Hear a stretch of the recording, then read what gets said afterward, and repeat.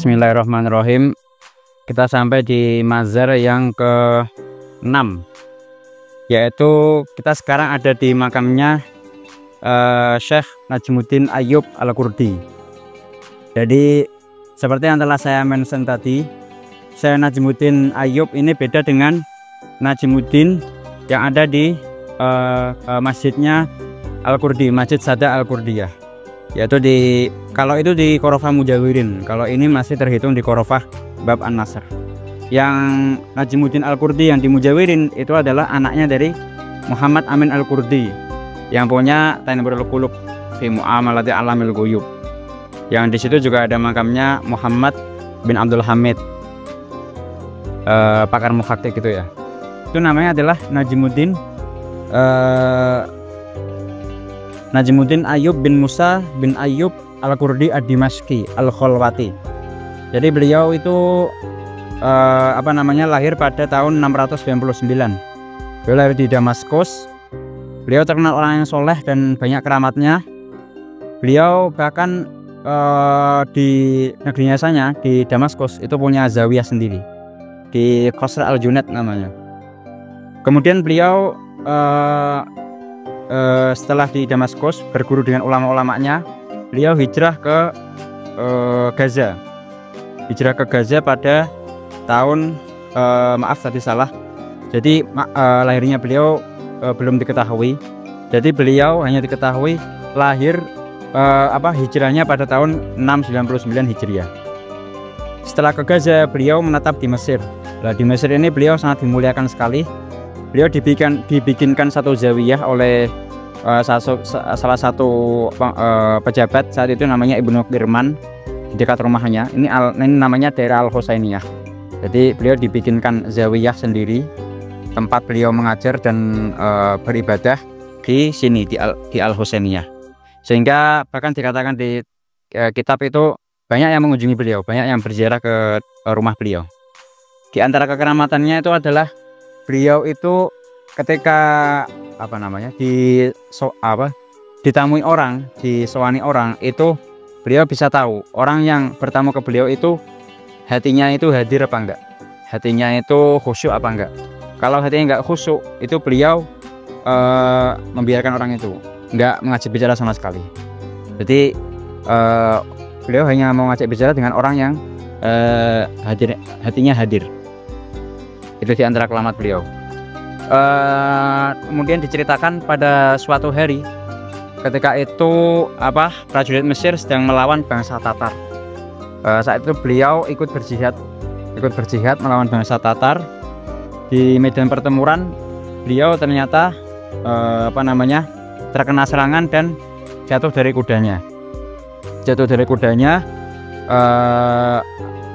Beliau setelah itu sakit-sakitan hingga menemui ajalnya pada Rabiul Awal 708 Hijriah atau 1308 Masehi dan dimakamkan di zawiyahnya. Syekh Najmuddin Ayyub ini adalah murid dari Ibrahim Al-Ja'bari yang tadi kita ziarahi. Dan beliau punya murid namanya Syekh Husain Al-Jaki. Husain Al-Jaki ini juga dimakamkan di sini. Jadi 3 orang, Husain Al-Jaki, akhwada an Syekhihi Najmuddin Al-Qurdi, akhwada an Syekhi Ibrahim Al-Ja'bari. Jadi 3 orang ini dimakamkan di Korofah Bab An-Nasr semua. Yang Najmuddin itu sama Husain di sini. Nah, sekarang kita beralih ke Husain Al-Jaki. Siapa sih Husain Al-Jaki? Husain Al-Jaki itu adalah dia seorang imam dan seorang khotib di Masjid Al-Jaki namanya. Beliau adalah orang asal Jakah namanya. Jakah itu kalau di Tajul Arusnya Syekh Murtado Az-Zabidi itu adalah salah satu daerah di Iran, di provinsi Ahwaz namanya.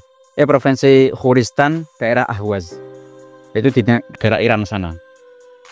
Syekh Husain Al-Jaki itu beliau muridnya Syekh Najmuddin ini.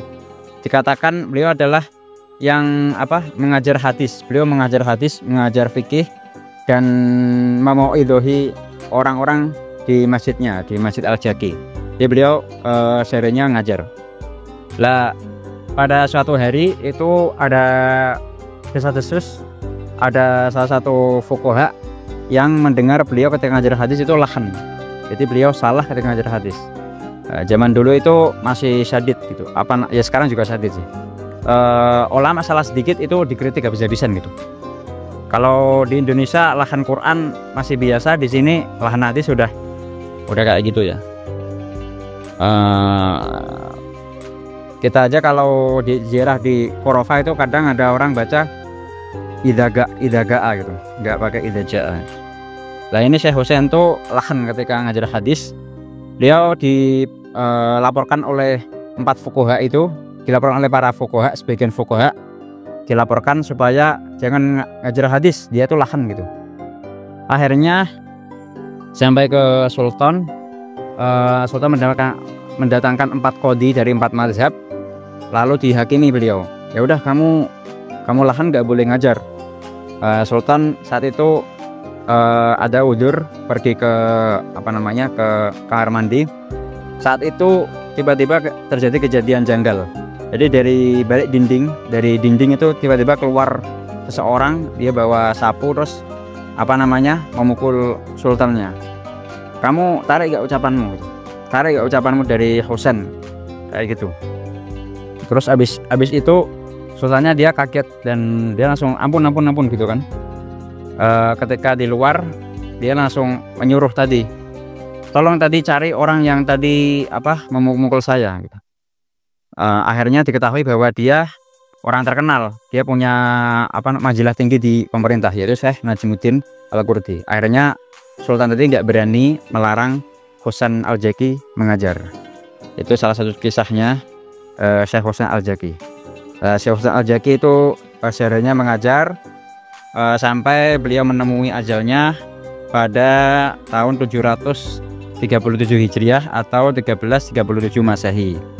Beliau bernama lengkap Husain bin Ibrahim bin Husain Al-Jaki Al-Qurdi Al-Kholwati. Di sini dimakamkan beberapa orang. Husain Al-Jaki, saudaranya Badruddin Muhammad. Karena kenapa kok rahasianya ulama-ulama ini tuh kebal pemerintah? Itu karena ya mereka ada backingan di pemerintah gitu.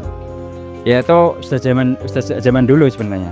Jadi Husain Al-Jaki itu punya saudara namanya Muhammad, itu jadi salah satu pejabat juga namanya Al-Mahmindar. Jadi dia tuh Mas'ulud Diyafah, yang penanggung jawab tamu yang di luar. Dan Najmuddin juga dia punya manzilah di mata para ulama, mata para umarok pada saat itu. Jadi emang backingan penguasa itu emang dari dulu emang harus dibutuhkan untuk dakwah ya. Jadi dia terus di makam ini juga khotimnya Syekh Najmuddin namanya Muhammad Al-Kabas Al-Asom. Mari kita kirim Al-Fatihah ke beliau semua, semoga kita mendapatkan keberkahannya. Lahumul Fatihah.